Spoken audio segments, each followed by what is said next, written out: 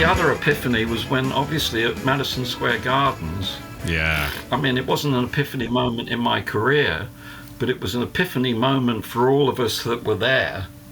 Yes. To see, you know, to be hanging out with John Lennon and to see him shitting himself backstage and to be with him when he walked up those stairs,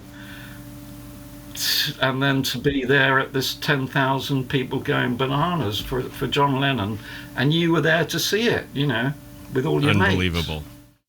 I would say that show is in the top 5 most important gigs in pop music history. I would put that there easily. Yeah, that's what people they tend to say that. Any of us that were there would say that's about right, because it was an incredible night. When we had John Lennon and we were all backstage at Madison Square, I'm such a, you know, potty Beatles fan. I was just following him around everywhere, you know. Yes. And I ended up in his dressing room, and at the time he was with May Pang, you see. And there was only the 3 of us, I definitely know that. And there was a knock on the door. So as the sort of management person, I went to open the door. I opened the door and there's Yoko Ono standing there. And I went, oh my God, I felt that he's with another woman. He's obviously with Yoko, and now she's found out he's with someone else. And I've opened the door and there's going to be some almighty argument, you know, that I'm going to be involved in here. Yes. Anyway, but behind Yoko was Elton's, our mate, really. I can't remember his name now. Was it Tony King by any chance? Tony King? Tony King, you're right, yeah.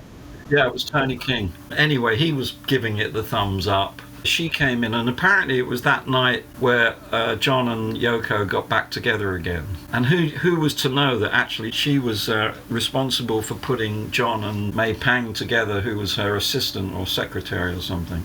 I was still hanging on to, well, I wasn't hanging on to John, but I was following him. Elton was already on stage, you know, going down a storm. And I was walking with John, and I definitely remember the stairs at the back of Madison Square when he started to go up the stairs, and he was, he was nervous, you know.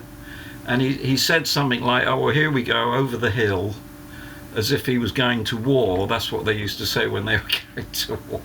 Because it's a bit like that, you know, you're going up over the, the trenches, you know. Sure. As he hit the stage, the place went nuts. They went into white noise. It was louder than normal crowd sound. It was so loud that it actually went into this sort of white noise of sound that seemed to go on forever. I'm sure he will be no stranger to anybody in the audience. It's our great privilege, and your great privilege, to see and hear Mr. John Lennon.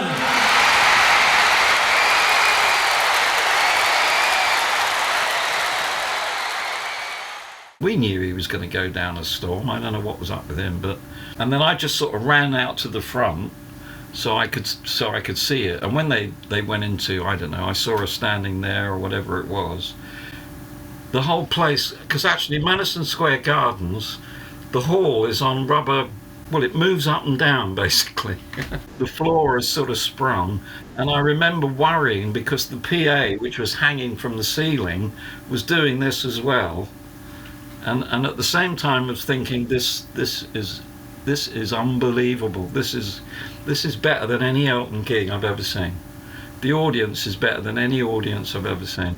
I was also worrying that one of these speakers doesn't fall down and, you know, kill a load of people. But and Gus Dudgeon was backstage recording it. He was in a truck somewhere. Thank God he was recording it.